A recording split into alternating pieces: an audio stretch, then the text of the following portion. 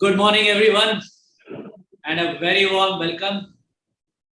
आप सबका स्वागत है। नमस्कार, वणक्कम, वेलकम, नमस्ते and we are very excited to have you here with us. Today is the second session of phase 2 of Forensic Friday, and we are going to do a session on VoIP call analysis. And this session is actually already, we've got 92 participants. Last time the session was fully, it had become fully choked, and बहुत सारे लोग जो थे वो बेचारे बाहर रह गए थे। तो इस बारी हमने इस सेशन को YouTube के साथ लिंक कर दिया है, और आप देखेंगे in the chat we have given a link to the YouTube. If you want please save it. किसी को शेयर करना है तो आप शेयर भी कर दें, क्योंकि अगर ये सेशन फुल हो जाती है तो फिर जो एक्स्ट्रा मेंबर्स हैं वो नहीं देख पाएंगे, and they can all click on the YouTube link and they can see that, right? So before we begin I will just get the YouTube and the recording started.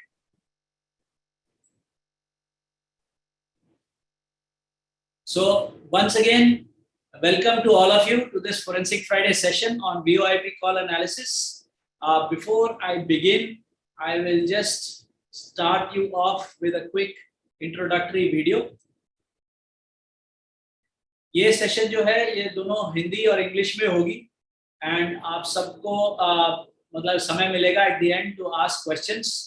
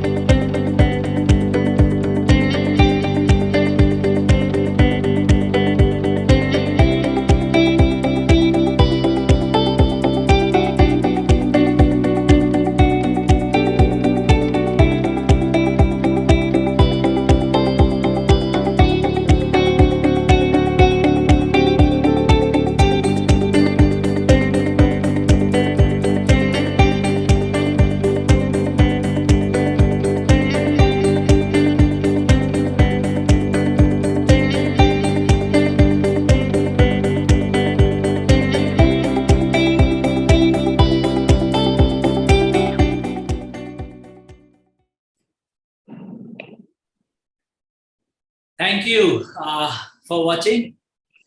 And again, I can see that we have a full 100 people here. पूरा again Housefull है और सब लोग यहाँ पर उपस्थित हैं. You're all welcome. And I would like to start by introducing my colleague who will do the session. He is Mr. Shekhar Khanna. Shekhar ji is a senior forensic solution expert, and he works.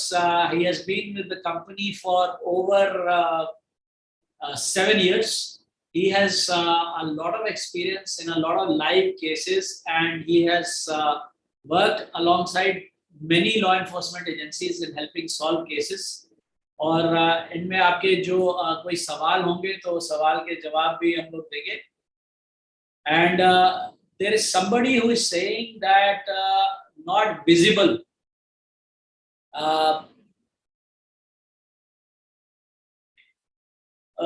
Anybody? आप सबको दिख रहा है? जिनको दिख रहा है please Thums up कर दें. You can see? Yes. Okay. Excellent. So, Mr. Visible. Okay. Excellent. And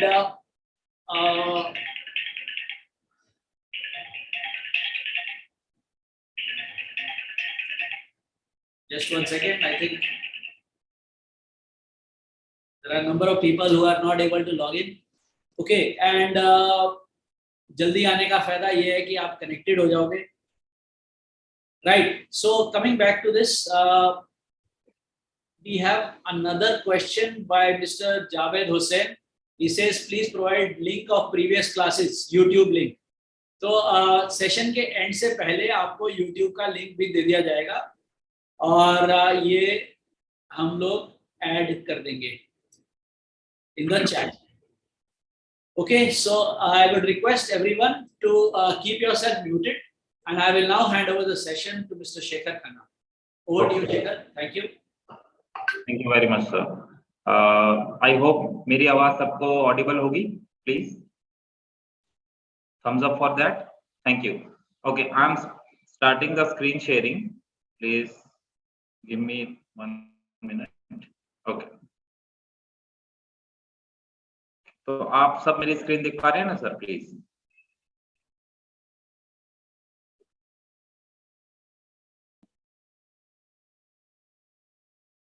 okay, सो आज सेकंड फेज है फॉरेंसिक्स फ्राइडे का, और आज का टॉपिक है VoIP, call investigation using IPDR.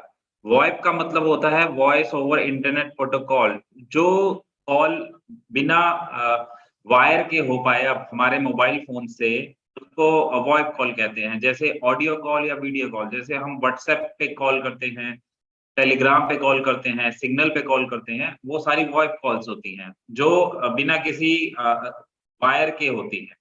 Okay, तो उसमें इन्वेस्टिगेशन किस टाइप के हम कर पाएंगे और क्या क्या केस सिनेरियोज हो सकते हैं, क्या क्या प्रॉब्लम्स आती हैं, वो मैं आपको केस के हिसाब से बताऊंगा सॉफ्टवेयर के अंदर, डेटा को इंजेस्ट करके, डेटा की रिपोर्ट्स दिखा के.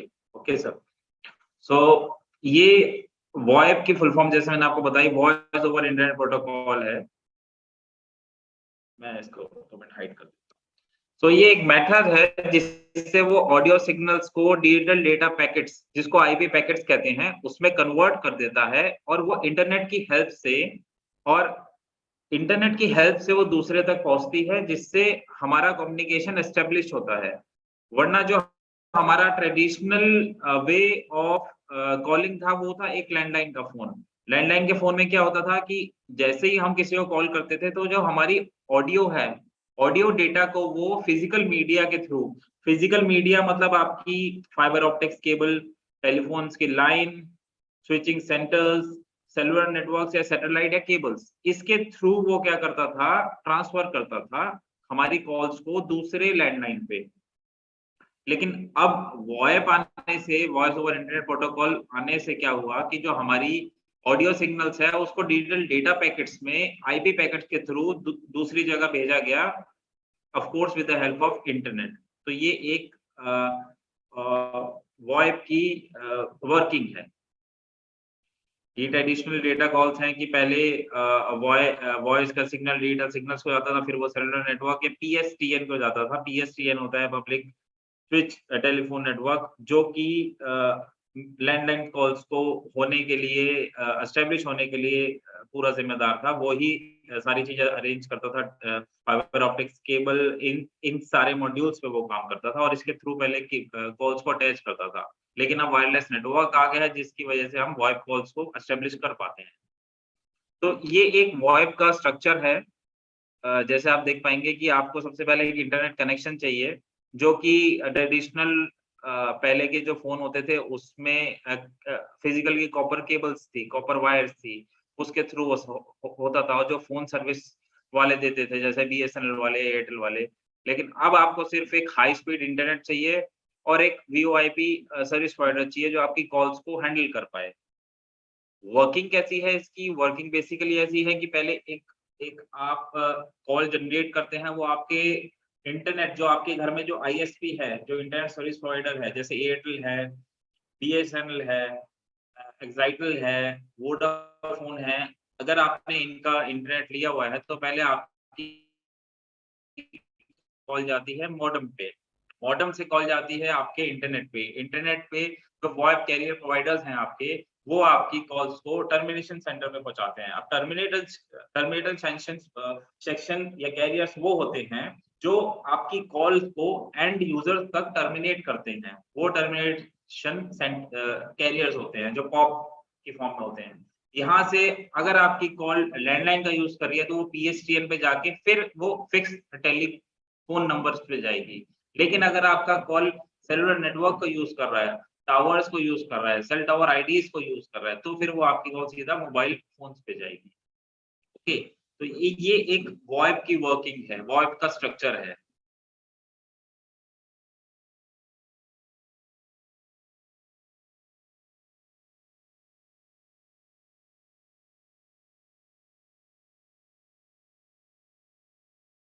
ओके,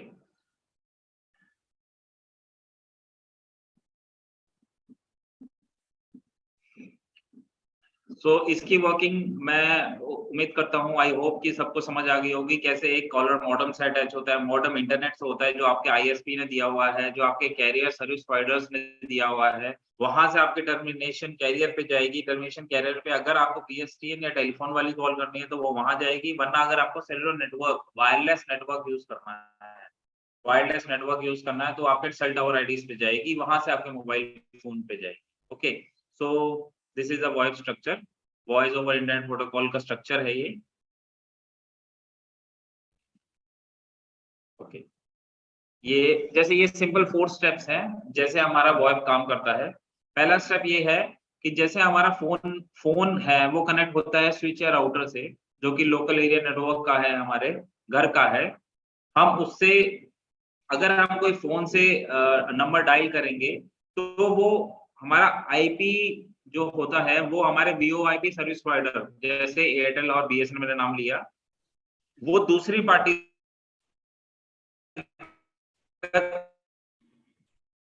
शेखर, फोन बचाने में हमारा आईएसपी हेल्प करे। तो सारा वीओआईपी स्ट्रक्चर वाला जो मैंने आपको इससे पहले वाले स्लाइड में दिखाया था वो वाला स्ट्रक्चर फॉलो होगा।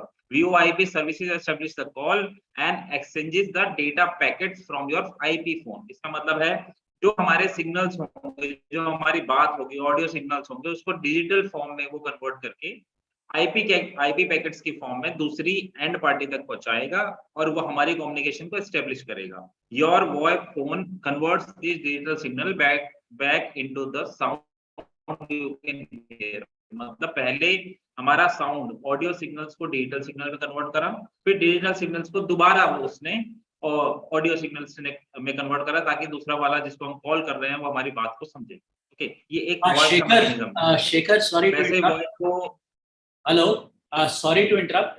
There is a request that please use English also. तो आप दोनों यूज करें, English and Hindi, so that more audience can understand what is going on. ठीक है ना? आप दोनों का करें। Sure sure. प्लस आपका इंटरनेट भी थोड़ा सा ब्रेक हो रहा है, your audio is breaking, so maybe if you switch your internet connection or something. Just give me a second, sir.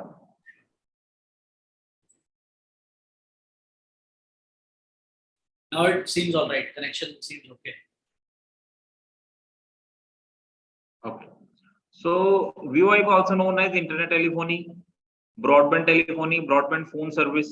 पहले वीओआईपी को लगभग वीओआईपी को आए 6-7 साल हो गए, तो पहले उसको इंटरनेट टेलीफोनी के नाम से जाना जाता था, ब्रॉडबैंड टेलीफोनी के नाम से जाना जाता था, ब्रॉडबैंड फोन सर्विस के नाम से जाना जाता था।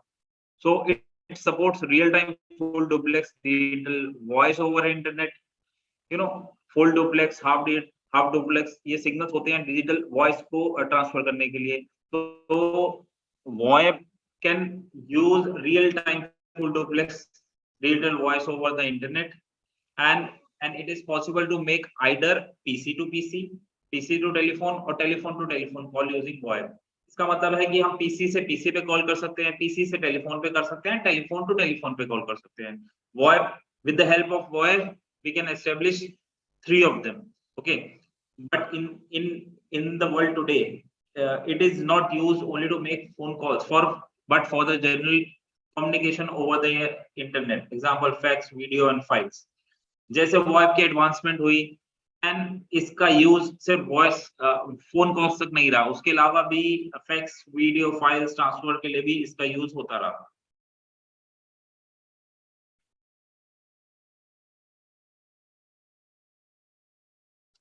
Now the VoIP part is only of putting the phone calls from one end to another end, okay? VoIP is a part of a major network। Now the next part is IPDR। IPDR is a internet protocol detail record। like आपने CDR के बारे में सबको पता ही है। What is a CDR? CDR is a call detail record, a log of telecom services used by a person over the period। like मैं अगर किसी को कॉल कर रहा हूं और कॉल कोई मुझे कर रहा है, that comes into the CDR part। उसमें मेरा नंबर होगा and the other party number, the date, the time, the call type, the IMEI, the IMSI of the target of me। now that all things come into the CDR। now as the technology grows, we have the IPDR details of the individuals also। like कि IPDR हम किस किस चीज का मंगा सकते हैं, okay? हम एक IP एड्रेस का IPDR मंगा सकते हैं, एक मोबाइल फोन का IPDR मंगा सकते हैं, एक IMEI का IPDR मंगा सकते हैं, एक सेल ID का, एक लोकेशन का, एक जगह का, एक डंप का हम IPDR मंगा सकते हैं। now IPDR is only the internet activities done by that mobile subscriber, okay? like मेरा एक IPDR है, if I have to investigate my IPDR, then I have to request the nodal officer for that, and in my IPDR there is a MS-ISDN number, my mobile number, and the destination IP, the destination port, the source IP provided to me by my service provider like Airtel and BSNL, and many other IPs also like PGP IP, POP IP, PDP IPs, and the session कि मैंने कौन सी website, कौन सा IP मैंने जब खोला अपने mobile phone का इंटरनेट यूज करके, तो वो कब से कब तक खोला, ओके? कि मैंने अपने फोन में फेसबुक खोला तो मैंने कब स्टार्ट करा एंड मैंने कब एंड करा फेसबुक का यूज करना, उसकी पूरी ड्यूरेशन आएगी, एंड उसका पूरा upload volume, the download volume, the total volume of my usage if I am surfing it। अगर मैं उसको सर्फिंग कर रहा हूँ, चाहे मैं उसको कुछ वीडियोस को बफर कर रहा हूँ, it all come into the downloading part। लेकिन अगर मैं कुछ फॉर्म फिल कर रहा हूँ, then it all goes to the uploading part। तो हमारी IPDR में कौन सी IP पे कितना अपलोड हुआ, कितना डाउनलोड हुआ, किस समय हुआ, क्या सेशन टाइम था, ये सारी चीजें आएंगी, ओके? ये IPDR के अंदर होता है। IPDR is a record of internet activities of mobile phone numbers that they are assigned IP addresses when they are connected to the internet। हम जब अपना फोन का इंटरनेट ऑन करते हैं तो हमारा सर्विस प्रोवाइडर ISP हमें एक IP असाइन करता है जिसको हम सोर्स IP और सोर्स पोर्ट कहते हैं, okay? And with that source IP and source port अगर हम अपने फोन से कोई इंटरनेट एक्टिविटी करते हैं, मैंने फेसबुक खोला या मैंने किसी को व्हाट्सएप कॉल करी, जिसको जो हमारी वॉइस कॉल के अंदर कवर होती है, व्हाट्सएप कॉल करी, टेलीग्राम कॉल करी, सिग्नल कॉल करी, या मैंने कोई विकिपीडिया पे कुछ सर्च करा कि हाउ टू डू क्राइम और how to make a bomb like that. तो ये सारी इंफॉर्मेशन जो होती है ये हमारी एक आईपी के थ्रू हमें दी जाती है। हमारा आईपीडीआर वही एक्टिविटीज को रिवील करता है कि इस बंदे ने इस समय ये वाली आईपी खोली।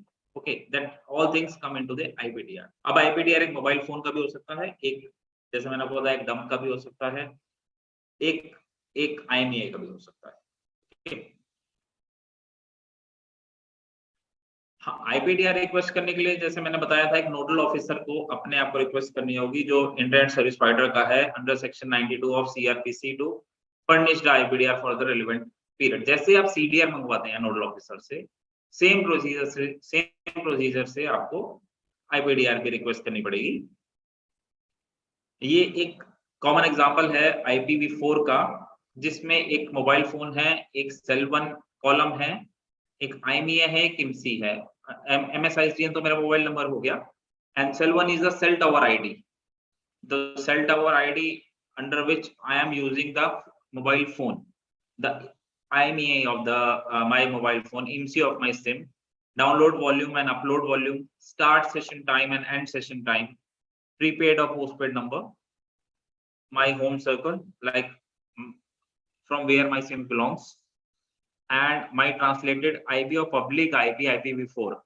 Okay, public IP IPv6, translated IP public IP port, destination IP and destination port. Now this destination IP and this destination port is the application or domains that the user is opening to get the service from the ISP. मतलब मैं अपने phone में destination IP और port खोलता हूं तभी मैं Facebook या व्हाट्सएप या बाकी चीजें कर सकता हूं। तो ये डेस्टिनेशन पोर्ट और डेस्टिनेशन आईपी उसी का होता है जो मैंने एप्लीकेशन खोली है या कोई वेबसाइट खोली है या कोई किसी भी कोई डोमेन खोला है। Now source IP is the IP assigned to my phone number, my mobile number by my ISP. The duration कि मैंने कितने ड्यूरेशन के लिए वो आईपी को एक्सेस करा, एंड चार्जिंग आईडी। तो दीज ये जो कॉलम्स मैंने आपको दिखाया ये हेडर्स हैं IPv4 के एग्जांपल के। अलग अलग सर्विस प्रोवाइडर के थोड़े बहुत आपके आईपी के हेडर्स चेंज हो सकते हैं, जैसे वोडाफोन का हेडर कुछ और है, एयरटेल का header is something else, and Reliance Jio header is something else, but the common thing is that you get a source IP, आपको source IP मिलेगी, and the destination IP of the IPs of the websites or application which you are browsing. Okay. Now let me give you a shorter way to explain IPDR and their addresses.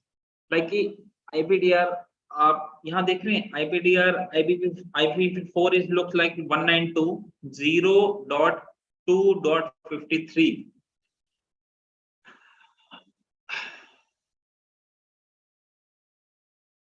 Okay, so basically IP addresses are the number assigned to computer network interfaces. Although we use names to refer to things we seek on the internet like www.example.org. आप कोई website खोलते हैं जैसे www.facebook.com, www.whatsappweb.com, वो सिर्फ उसका दिखने वाली चीज है, लेकिन बैकग्राउंड में वो जो है वो एक आईपी पे काम करता है। ओके, तो हम अपने अगर मोबाइल फोन में व्हाट्सएप खोल रहे हैं तो वो फ्रंट एंड पे व्हाट्सएप दिख रहा है, लेकिन बैक एंड पे वो एक आईपी को हिट कर रहा है और वो आईपी आपके आईपीडीआर में आती है। ये एग्जांपल यही दिखाया हुआ है यहाँ पर कि www.example.com, www.facebook.com या wikipedia.com, ये जो भी चीजें होती हैं ये सारी फ्रंट एंड पे होती है, बैक एंड पे आईपी को ही हिट करते हैं और आईपी से ही डेटा पैकेट्स हम कम्युनिकेट करते हैं। ओके, तो दो वर्जन होते हैं आईपी के, एक IPv4 और IPv6। IPv6 इसलिए आया क्योंकि IPv4 की कंजप्शंस बहुत ज्यादा थी और वो खत्म होते जा रहे थे, लेकिन IPv6 बेसिकली लॉन्ग स्ट्रिंग्स की फॉर्म में है, नंबर्स की फॉर्म में है, जो कि कभी खत्म नहीं हो सकते। तो दे आर वेरी बहुत ही ज्यादा है वो, तो वो इतनी जल्दी खत्म नहीं हो सकते, और वो भी हेक्साडेसिमल की फॉर्म में है, कॉलन से सेपरेट होते हैं।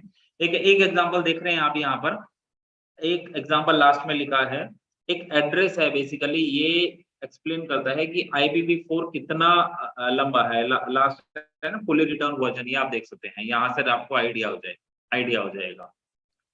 तो ये एक कॉन्सेप्ट है आईपी एड्रेस का, कि आईपी एड्रेस दो टाइप के होते हैं, IPv4 and IPv6।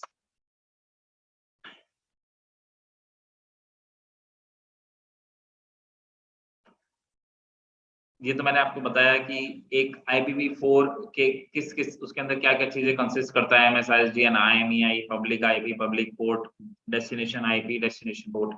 Then the next thing is, what information did we get from the MSISDN IPDR? Now इससे हमें एक आइडिया मिलता है कि यूजर इंटरनेट एक्टिविटीज कैसी कैसी यूज कर रहा है।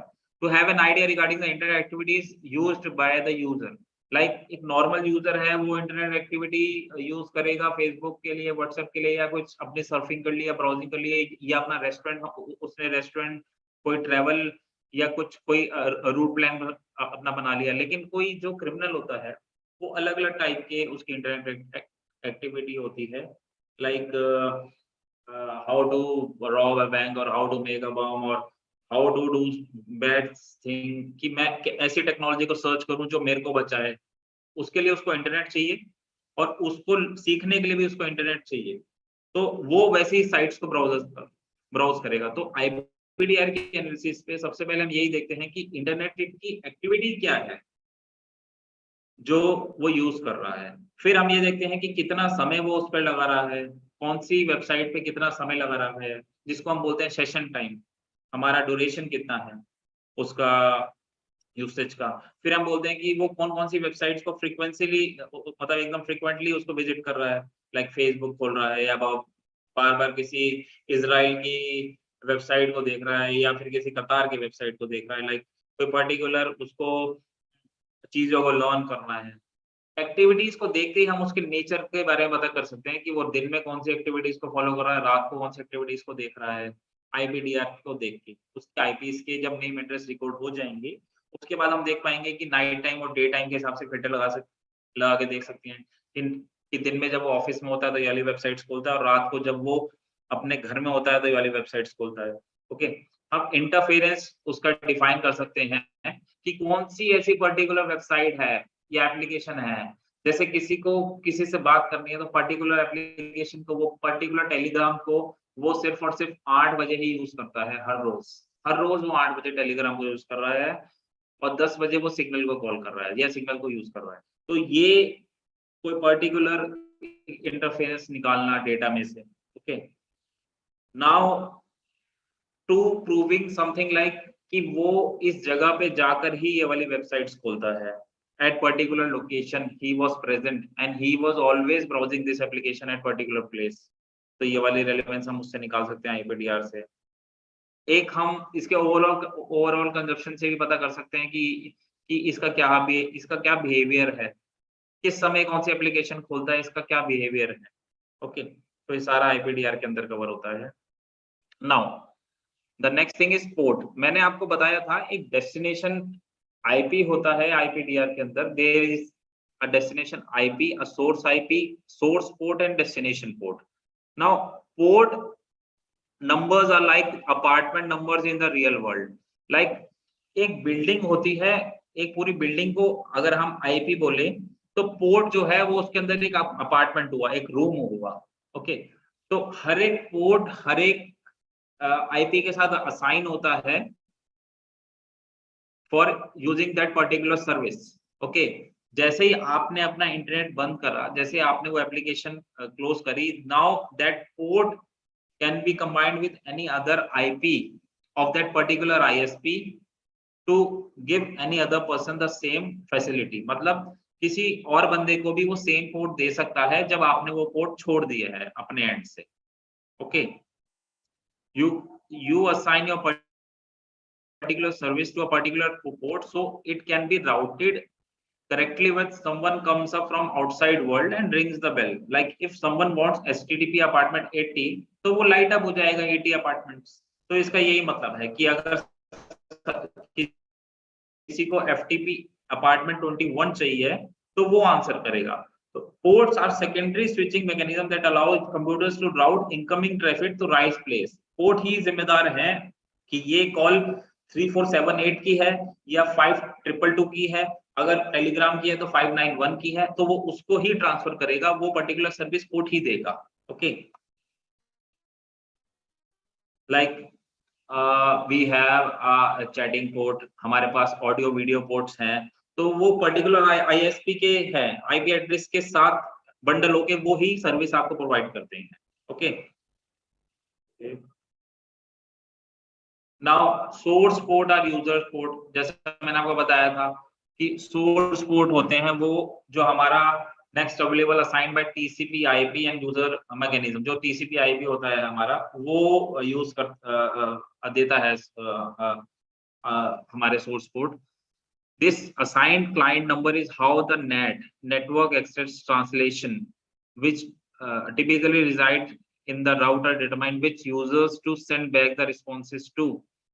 Basically, a socket is a combination of port number and IP addresses.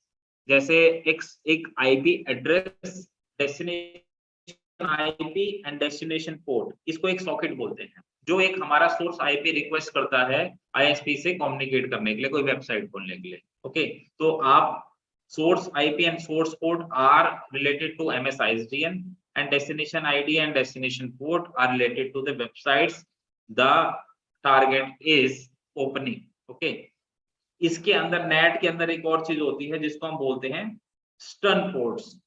मैं बाद में इसके बारे में डिस्कस करूंगा स्टर्न पोर्ट्स क्या होते हैं।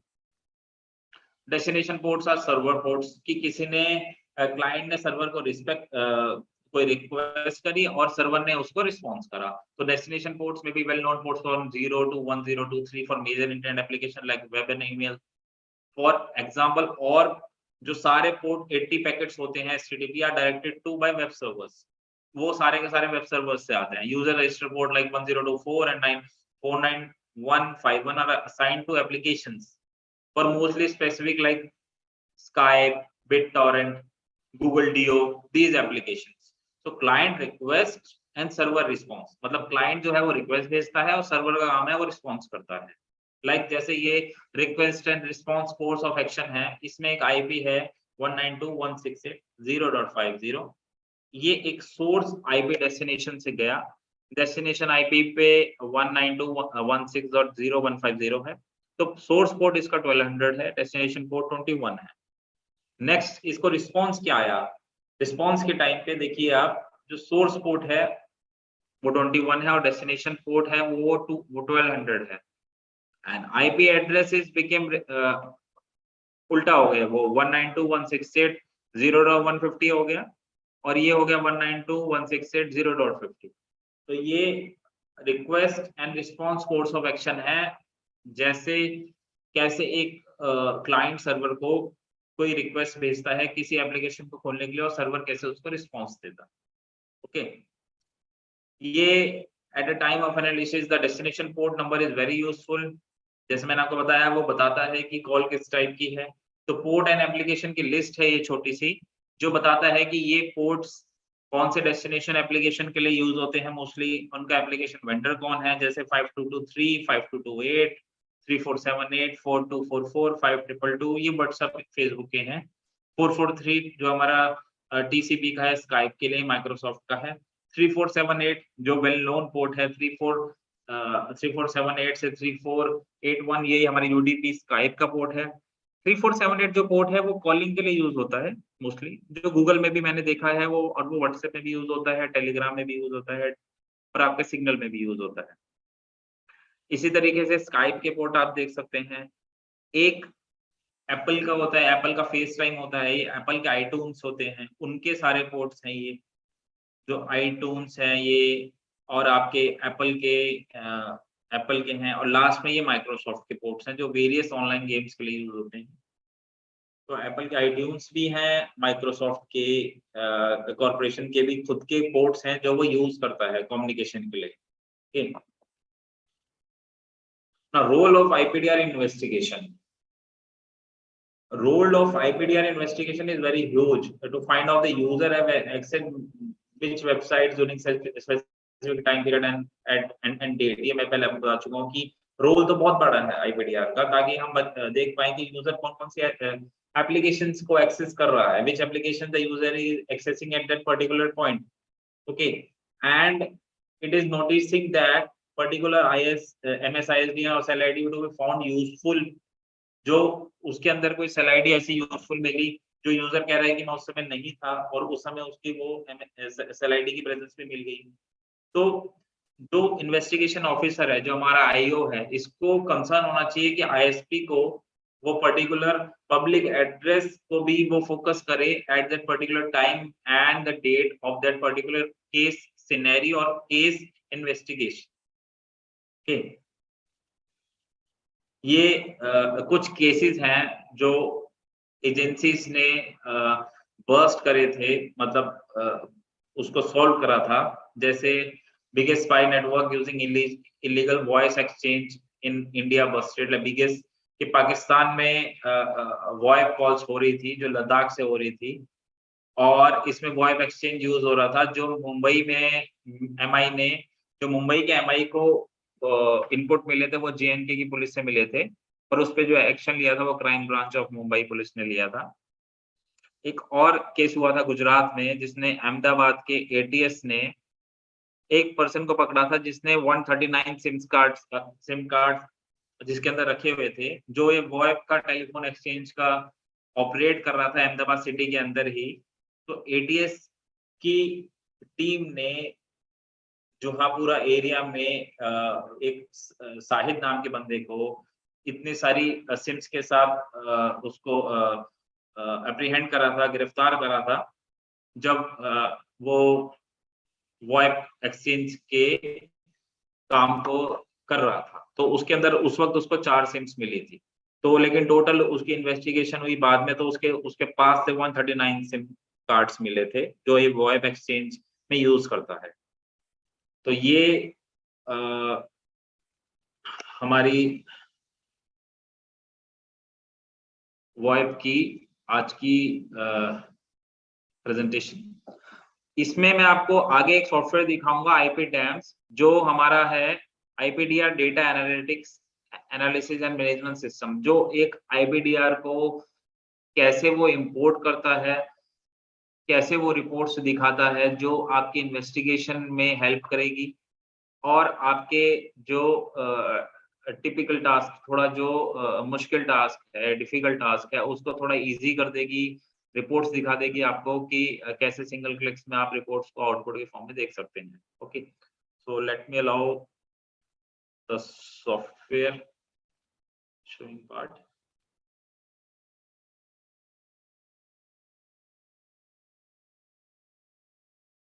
ओके, सो ये हमारा सॉफ्टवेयर है, इसका नाम मैंने आपको बताया IPDAMS, IPDR data analysis and management system. ये इसका डैशबोर्ड है, जिसमें लेफ्ट साइड पे ये जो बता रहा है यहाँ पर कि 25% केसेस हैं, 13% केसेस हैं। इस पे अगर मैं किसी इस पे रुकूं यहाँ पर, तो ये बताता है कि करप्शन के 2 केस काउंट कर रखे हैं आपने, एंड आपके फ्रॉड के केसेस हैं इसके अंदर, एंड आपके स्मगलिंग के, इसी तरीके से आपके लेफ्ट साइड पे आप देख सकते हैं मर्डर के, साइबर क्राइम के, कोविड-19 के केसेस हैं। लगभग इसमें 30 लाख डेटा है टोटल। ऑलरेडी इसमें मैंने केसेस का डेटा इंपोर्ट करा हुआ है। तो आईपीडीआर की डेटा के अंदर the data problem with IPDR is that IPDR data is very huge with respect to the traditional CDR data. So the software can handle easily huge amount of data. Software आराम से बड़ा amount का data handle कर सकता है और single click में आपको reports provide कर सकता है। Okay.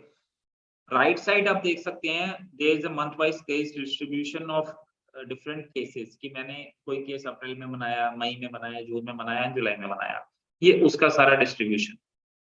तो मैं आपको अभी एक केस बना के दिखाता हूँ यहाँ पर। लाइक अगर मैंने कोई केस बनाया,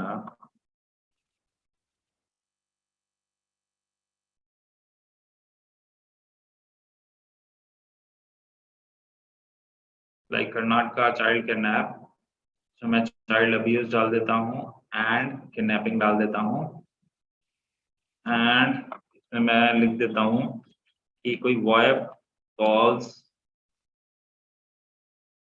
involved rather than WhatsApp। मतलब WhatsApp के अलावा भी कोई एप्लीकेशन है जो VoIP के लिए इस केस में यूज हो रही है।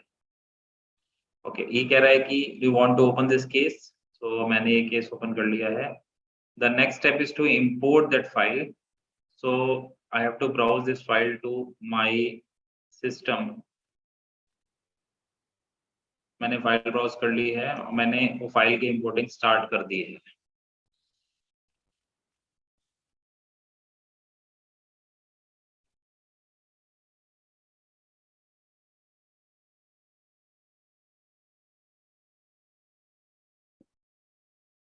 ओके, सो 1,47,772 रिकॉर्ड्स हैं उसके अंदर, इस फाइल के अंदर, जो कि उसने इंपोर्ट करे हैं लगभग अभी 10 से 15 सेकंड हुए हैं। तो अभी वो फाइल को इंपोर्ट कर रहा है, उसके बाद वो then the software will decode the IP lookup, the IP addresses and will decode the cell ID addresses, कि वो कौन कौन से सेल आईडी में गया एंड ऑल दिस थिंग्स। उसके बाद हम फर्दर एनालिसिस कर सकते हैं और इसके रिपोर्ट्स बाहर एक्सपोर्ट हम करके इजीली देख सकते हैं। तो इसने मैसेज शो कर दिया है कि फाइल इंपोर्ट कर ली है। The next step is to look out the reports part, कि हम रिपोर्ट्स देख सकते हैं। ये रिक्वेस्ट है कि प्लीज स्क्रीन पे आप कुछ निशान या पेन न चलाएं, एक रिक्वेस्ट है सर आपसे, क्योंकि फिर ये पार्टिसिपेंट्स को प्रॉब्लम होगी इसको व्यू करने में।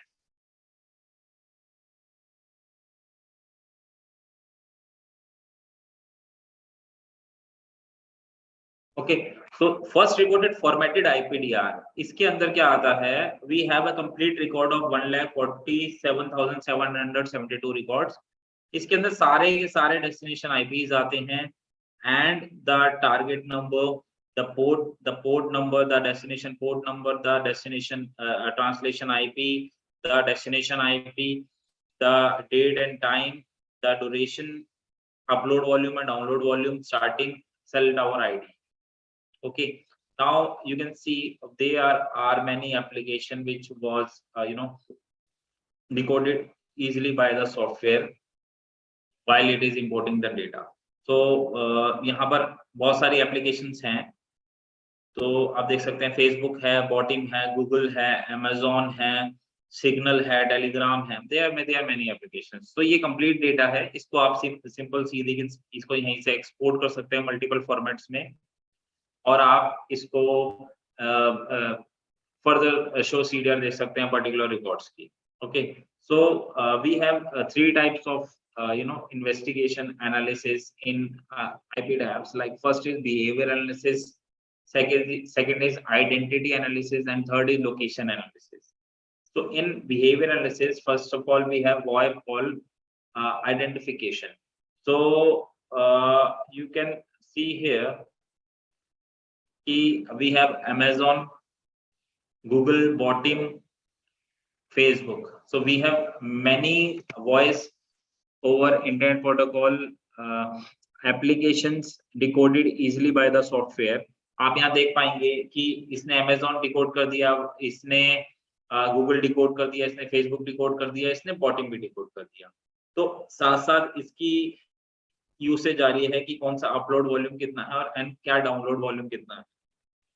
तो ये सारा सॉफ्टवेयर डिकोड कर देता है, जो हम VoIP की आइडेंटिफिकेशन के लिए बहुत ही ज्यादा हमारे लिए जरूरी होता है, इंपॉर्टेंट होता है।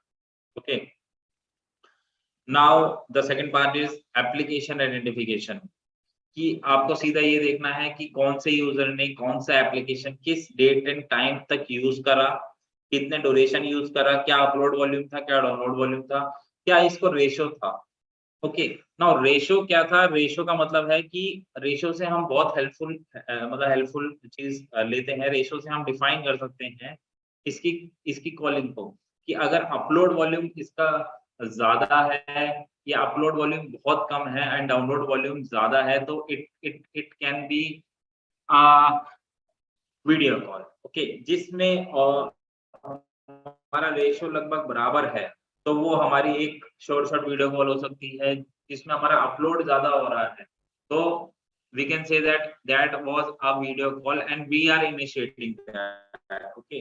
तो it can also be like upload ज्यादा है तो डेटा ट्रांसफर चल रहा है, तो we can get a clue from that ratio part की आप रेशियो पे फिल्टर कर सकते हैं कि जिसमें रेशियो ह्यूज है उस हिसाब से आप रिकॉर्ड्स को फिल्टर आउट कर सकते हैं इसके डेट टाइम के हिसाब से एंड एप्लीकेशन के डोमेन नेम के हिसाब से भी, ओके। सो एप्लीकेशन आइडेंटिफिकेशन में ये चीज आप कर सकते हैं।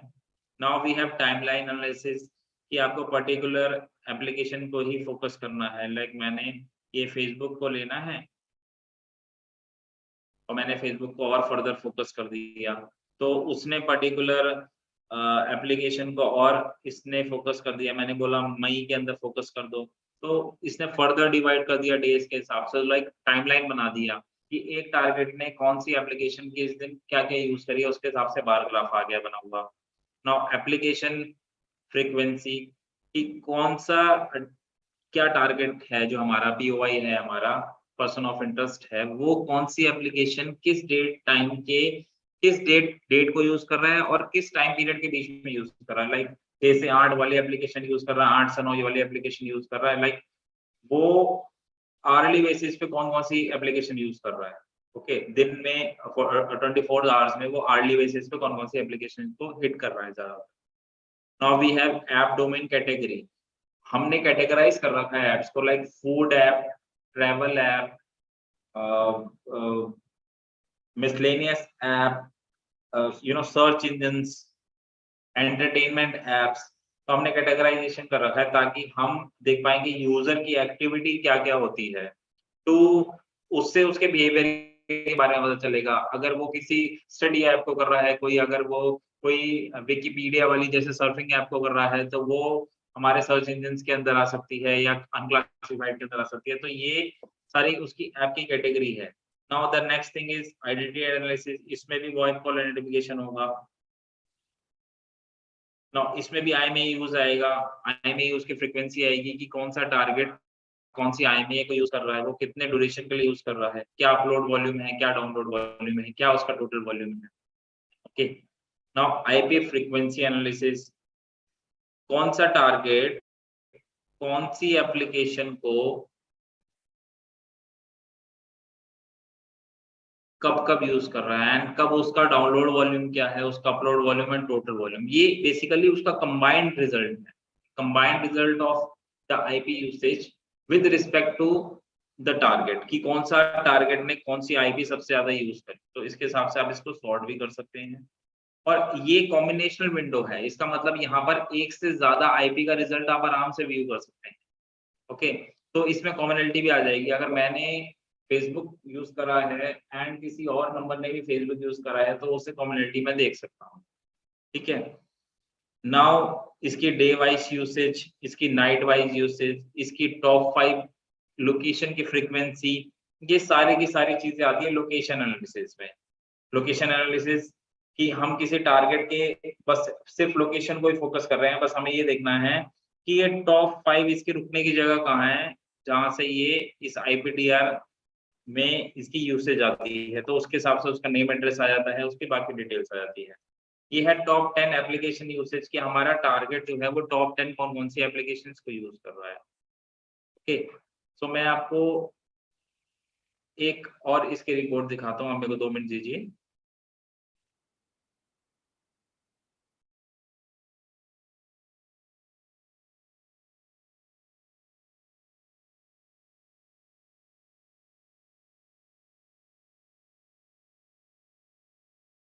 Now we have this type of single click reports which is called POI summary report।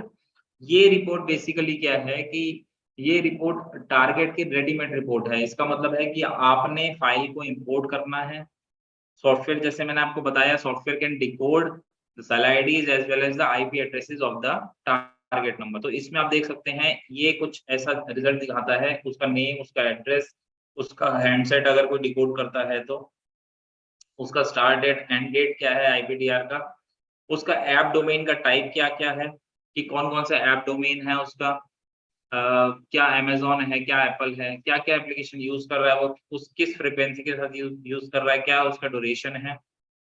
Next page is like उसका टॉप 10 समरी दिखाएगा, यूसेज का वॉल्यूम, डाउन वॉल्यूम के हिसाब से, अपलोड वॉल्यूम के हिसाब से, उसका टोटल वॉल्यूम के हिसाब से दिखाएगा, उसकी ऐप की कैटेगराइजेशन दिखाएगा।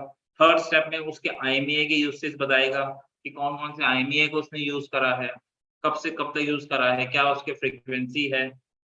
Now the next report is उसकी दिन की लोकेशंस दिखाएगा कि वो दिन में सबसे ज्यादा कहाँ रुकता है, उसकी रात की लोकेशन दिखाएगा कि वो रात को सबसे ज्यादा कहाँ रुकता है। तो this is like readymade report of every IPDR जो आप केस में इंपोर्ट करेंगे। ओके, तो वो उस हिसाब से उसका रिजल्ट दिखाएगा। ये मल्टीपल फॉर्मेट्स में आप सेव भी कर सकते हैं यहाँ पर। Okay, now I will show you one report which is called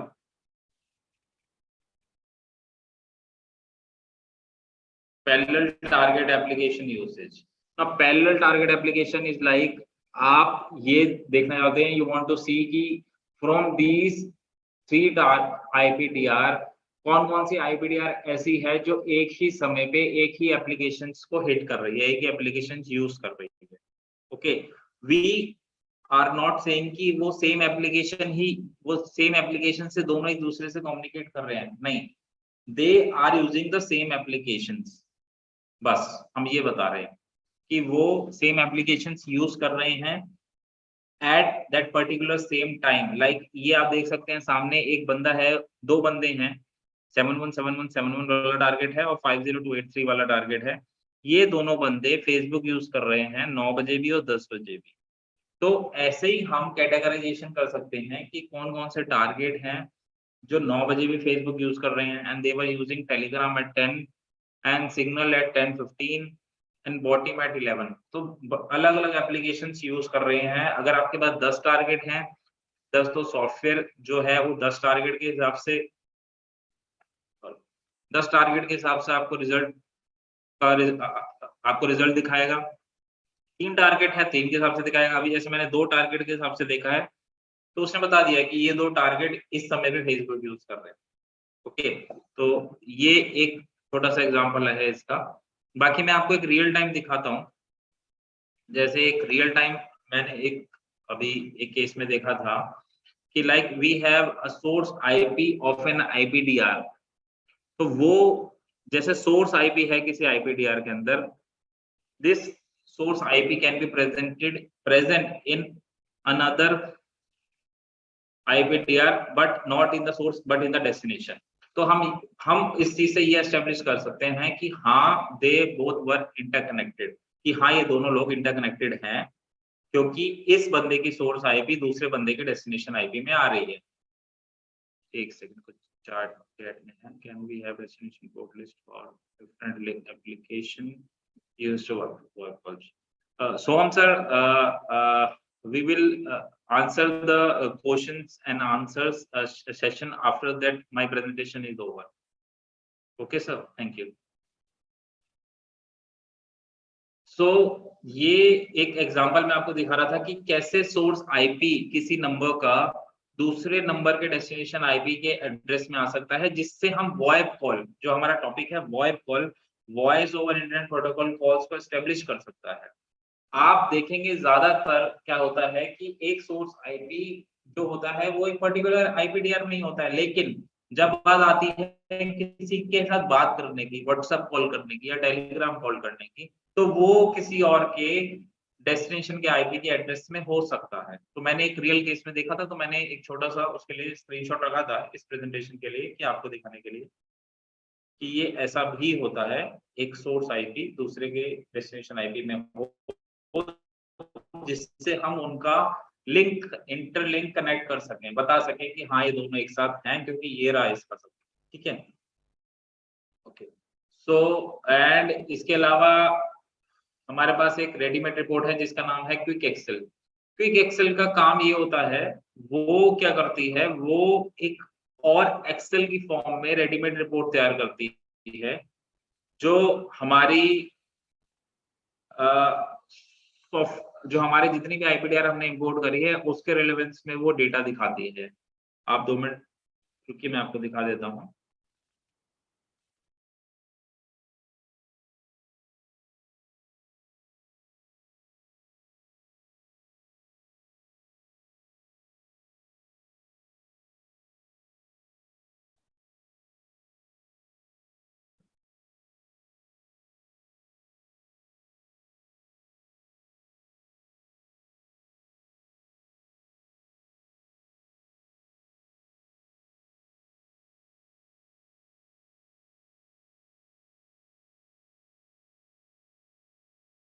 now वो डेटा ऐसा दिखाती है कि पहले समरी दिखाती है, फिर फॉर्मेटेड आईपीडीआर दिखाती है जिसमें हमारे आईपीडीआर डिकोडेड होते हैं, यहाँ पर आप देख सकते हैं।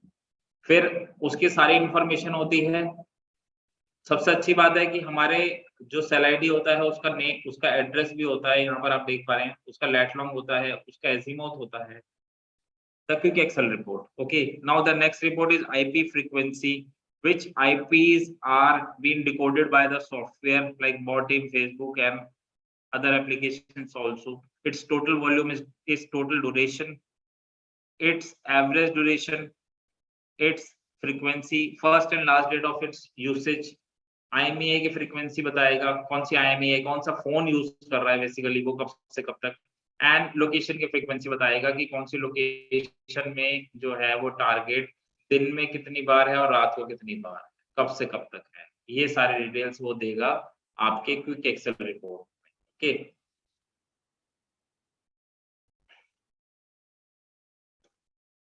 Okay, so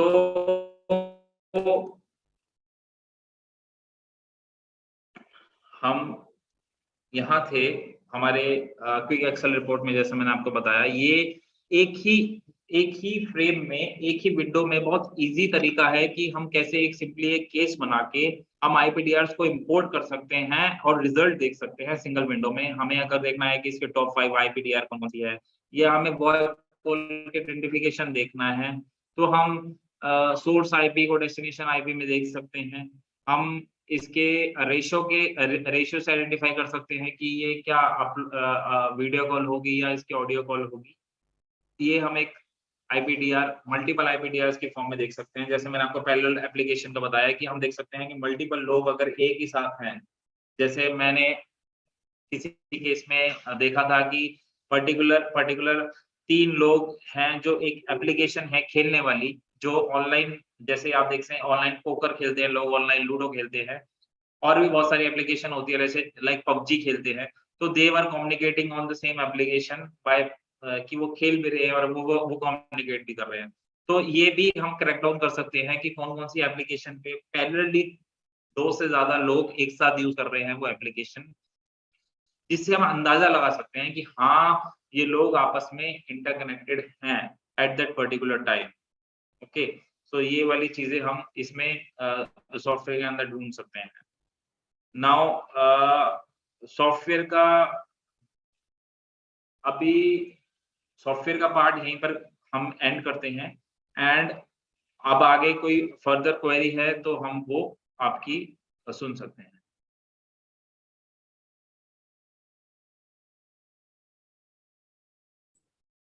So please raise your hands if you have any questions, and we will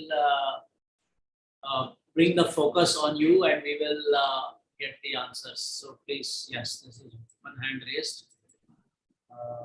This is Bhagirath ji. अपना वीडियो आपने ऑन किया हुआ है, अनम्यूट कर लें। Good morning sir. Good morning sir. Sir मेरा ये क्वेश्चन था कि सर ने ये बताया था कि डेस्टिनेशन आईपी और सोर्स आईपी इंटरकनेक्ट होती है, तो ये क्या हर जो भी वीआईपी कॉल होता है हर में ये संभव है, या कहीं कहीं पर किसी में मिल सकती है कि जिसकी सोर्स आईपी है उसकी दूसरे की डेस्टिनेशन आईपी होगी, और जो दूसरे की डेस्टिनेशन होगी वो उसकी सोर्स आईपी होगी?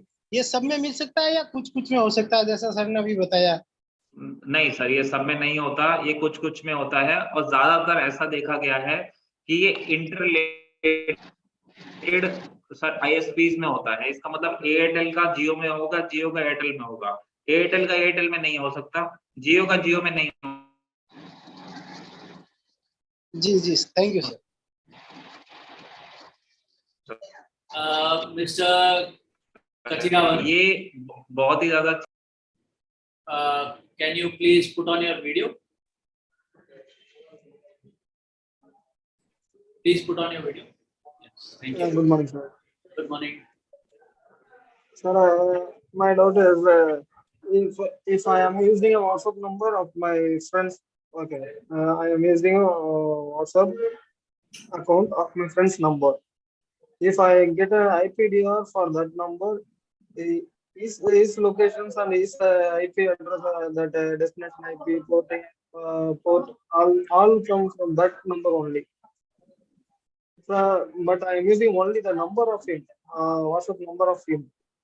Using the login OTP, using login OTP, I get that OTP from him, and I am using that number only. If I get the IPDR for that MSD on that phone number, I will get the details of his location and his identity only, not mine. In that situation, how can I get the IP of IP of the number I am using also? Okay. Now,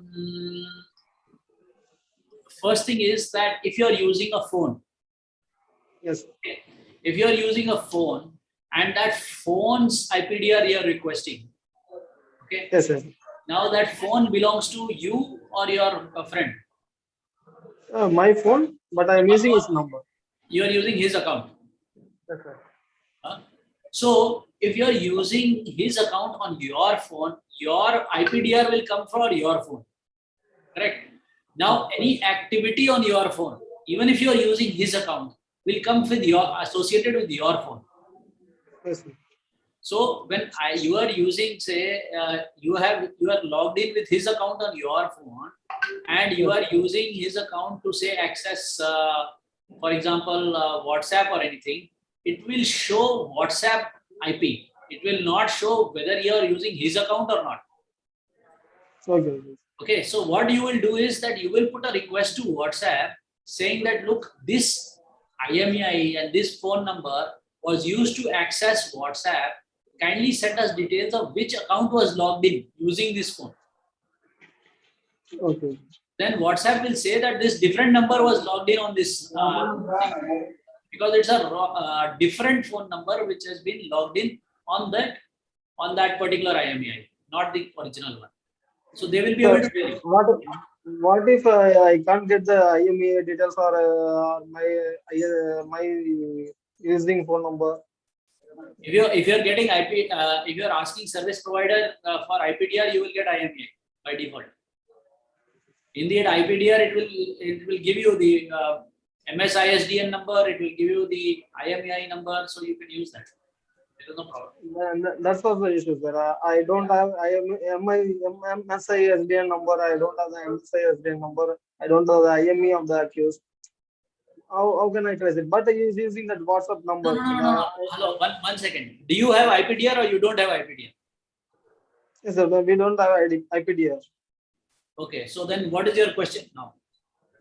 How can I get the IP of that number, sir? I can get the IP first, IP of that number. You know that number which is doing this is some suspect is using a phone, right? Yes, sir. Yes, sir. So you send him some sort of IP grabber or something, no? Send him I send him an IP grabber link. That person will click on the link. That link which it has clicked on, you check in the IPDR of that number. Request to IPDR. You are with police, right? Yes, sir. Yes, sir. Which police? Tamil Nadu police. Tamil Nadu police. Okay, so what you would do is that first you send an IP grabber link. That person clicks on that link. When he clicks on that link, you will get an alert that this IP address accessed this link. That IP address you have now got. Now that IP address you ask service provider who this IP address belongs to. Okay. Service provider will say that it was in use by some 10 telephone numbers or 6 telephone numbers or whatever. Because they are, they have that network address translation as Mr. Shekhar was explaining. So they will be shared among number of IP addresses, a number of mobile phones. Now you ask for IPDR of all the mobile phones, say 6 mobile phones or 10 mobile phones, you put the request. Once you get that, then you can get the details and you just correlate and match. Okay, okay. Thank you.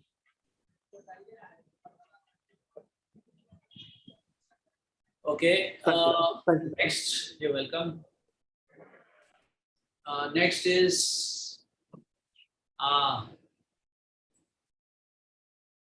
Mr. Bosley. 1 minute. You're welcome. Good morning, sir. How are you? I am good. How are you? Just have a good laugh and thinking to you, seeing after long times. That my friend spoken just before right now. He's from Tamil Nadu. I went to Tamil Nadu Erode police station, Erode Taluka police station.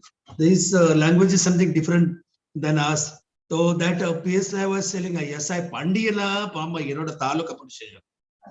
This is a technique. My simple question is on our subject. In case there is some viral and another WhatsApp message, what exactly evidence, a particular evidence, not a vast evidence, what exactly evidence in small manner is required to submit a charge sheet against the victim? For a viral message. Any messages, because if you see regarding WhatsApp, regarding Facebook, some not viral message, किसी के बारे में हम कुछ गलत message देखते हैं, किसी को डिफेमेटरी ये करते हैं, तो उसके बाद में केस रजिस्टर करने के बाद whether the certificate of 65B IT Act is required from the service provider or not, or what exactly small type of evidence with the in 2 days or 3 days we can get a conviction for the victim without any lengthy procedure. See, I think for this, you people should be better to answer this, because this is related to law. We talk about technology. It is related more to, what kind of documentation you are going to produce. Again, this is related to your operations. What we can suggest is the kind of evidence you should collect. Yes, we can help you on that. So, that's my question. On that aspect, we can say कि भाई आप request करें कि you want the IP address. Now, depending on the message, suppose the message has been sent from mobile device. So mobile device से है, so you will want the phone number, the IMEI. Then the application used to send the message, so you will need the IP address and the port. If it is IPv6, so then you will need the full IPv6 address. The service provider of that particular application, suppose it is say Facebook, Paytm, PayU, IRCTC, whatever, you will need to contact the nodal officer and get the details of the usage. You will need to get the KYC details of that person. And also you will also need to get, suppose it is an email or a communication system, you will also need to get the content of that. You will also need to get a list of all the logins done, all the IP addresses used, all the alternate telephone numbers that are there, all that information you will need to collect as evidence so that you can carry out your investigation. Thank you. You're welcome.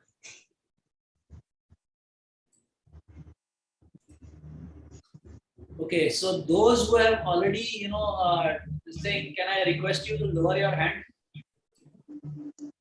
so that there is no confusion? Okay, so Sukhwinder ji, please turn on your video.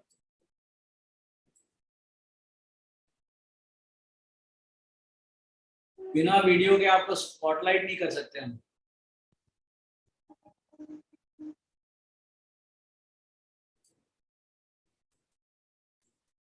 Unmute भी कर लीजिए, आपका muted चल रहा है. Am I audible, sir? Yes, very audible. Sir, morning. How are you, sir? Very good, thank you. How are you? Sir, my question is regarding WhatsApp. There is a provision right now in WhatsApp, auto deleted message after a couple of hours or maybe days. So can we get some footprint of these messages?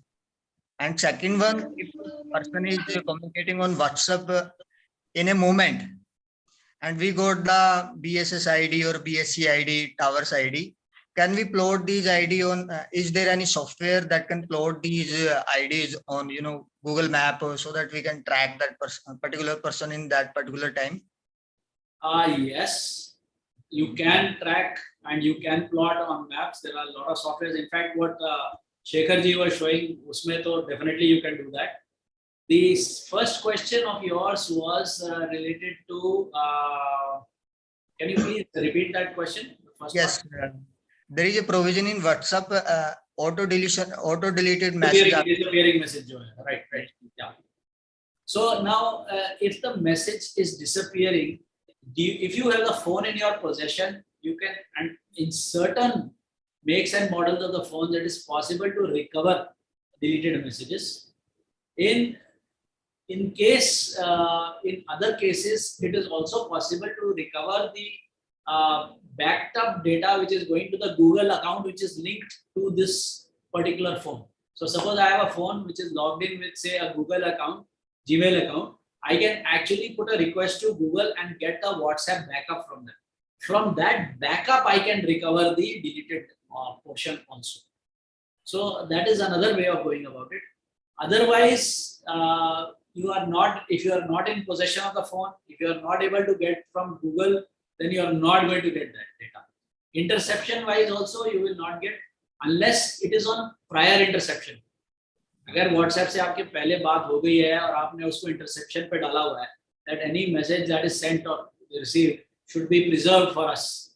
WhatsApp will preserve it for you, even if disappearing messages are. Hello? Yes, sir. वर्धापन दिनाची आपल्याला हार्दिक शुभेच्छा doctor. वर्धापन दिनाची आपल्याला हार्दिक शुभेच्छा. सुपेंद्र जी, anything else? आपल्याला हार्दिक शुभेच्छा आणि असंच उन्नत प्रगती करत चला आणि नाव लोक गप्पा. आता Sunil If I'm using a private network, maybe IP 192.168.1.1, just like I'm using, you know, bridge or router switch, maybe there is no public IP I have some private IPs, and there are more than 10 users which are using, you know, WhatsApp, using phones. So trash हमें कौन सी IP के मिलेंगे? Basically public IP के या जो under में private IP है उसके भी हमें मिलेंगे? आपको पब्लिक आईपी के मिलेंगे, बट आप सर्विस प्रोवाइडर या जो भी पब्लिक आईपी का ओनर है उसको आप अप्रोच करेंगे तो वो बताएगा कि who are the other people who are using the same IP at the same time. So if 6 users, 10 users are using it, it will give you a list of all the 10 users.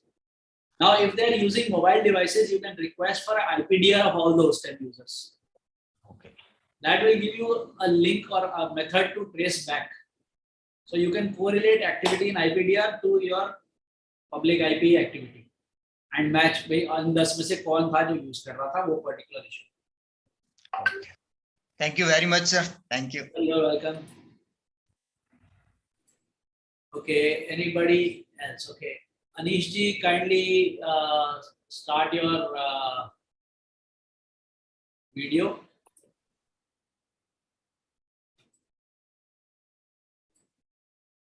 Good afternoon, sir.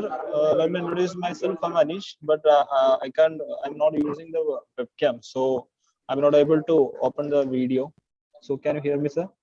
Yes, we can hear you. Please go ahead. Sir, my name is, let me introduce myself. I'm Anish PV. I'm a senior civil police officer working in Cyberdome Kochi, and I have two doubts.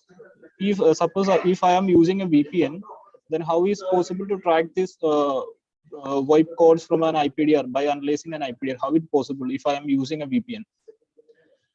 This is my first question, and the second one is if I am using a network to if I'm using an internet to log my Facebook, and I'm using at that time I was using at the public IP, which I used to log the Facebook. And is it possible this the same public IP will be another one's destination IP? That's my question. The second question. So the same time source IP will be the destination of the another one's. This question was already asked, Mr. Anish. Yes, sir. What happened Yes, was yes. that in some cases, like Mr. Shekhar mentioned, that it is possible that your destination IP may be somebody else's source IP and vice versa. that is possible and is visible. Also, we have actually physically seen this in some cases, and this is something that is very useful from an investigation perspective, but not in all cases. That is point one. Okay. Now, the previous one about the VPN that you asked. See, the objective of the VPN is to prevent detection of what this person is doing. However, the VPN IP address being used is a VPN IP address. So when the IPDR analysis software detects that a VPN is being used, what you need to do is identify the VPN service provider that owns that IP address, and then you send them a request. Maybe if it is an international VPN provider, you might need to use something like a MLAT or something. Send it through Interpol or whatever. Or maybe if you say, life at risk kind of a situation, you can do that also. And then based on that request, they will give you that. Because if you look at their terms of service, they say that for any illegal activity, they will cooperate with duly constituted law enforcement. So if you are from the police, what happens is that you can put in a request to the VPN provider and they will provide you details of the user at that time. Sir, we have presently facing an issue because we are on an investigation related to a particular cyber case. At that in this case, we have got one IP which belongs to a VPN provider, and we have sent a request to the concerned VPN provider for getting the more detailed support, like the subscriber details, all about that particular IP. At that time, they replied to our request that they are not logging the normal logs or something else, and they don't know what exactly who is using that IP or something. Once they are ready to give the details, we need to send the account details or email ID or the mobile number which the suspect used to create a VPN account. Once we send that details, they will provide all other details. Otherwise, they will not provide the details because they don't even know that which IP belongs to assigned to which one the users or. So in this case, what? Why don't you send me an email? Send me an email separately. And just send me the details of that service provider. We can see what is possible. Yes, sir. Definitely, sir. Yeah. Okay. You can do this on voip@forensicsguru.com so that I know which session it is. If you want to send me, I am typing this. Okay, sir. Yeah. Okay, sir. So you can send me an email and then we can discuss that in more detail. Yeah. Yes, Okay, sir. Thank you, so sir. Thank you very much. We have actually come to the end of our session and we have also run out of time. So there are a number of questions. Please feel free. Please feel free to contact us offline and online. Shekhar, please reshare your contact details again. Okay, sir. And I hope you people found this useful.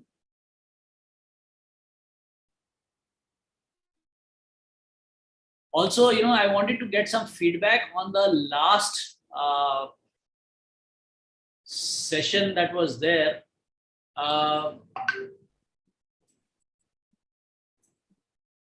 So I'm just going to launch a poll. If you can please, quickly fill it up. You should see a button on the screen to get some feedback on the last session, which was financial crime investigations.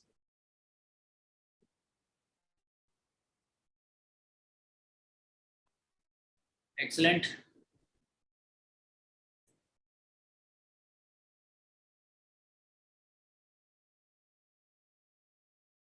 Okay. So 70% attended the session.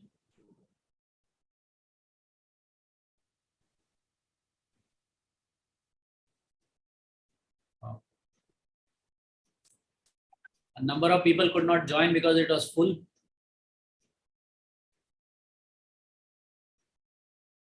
Excellent.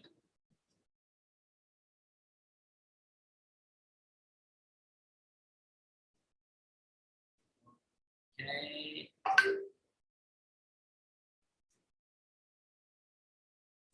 All right. So I am now ending the poll. Thank you very much. Thank you, everybody. Thank you for all the attendance and all the questions. Much appreciated. And we will see you next Friday. So अगले Friday मिलते हैं. और आपके जो भी questions हैं, I have given the email address. Please send the questions to the email address. We will discuss those also. Right? So thank you very much. We are already 24 minutes over the allotted time. So we will have to wind up here. Thank you. Thank you. Thank you, everyone. Thank you so much, sir. Thank you.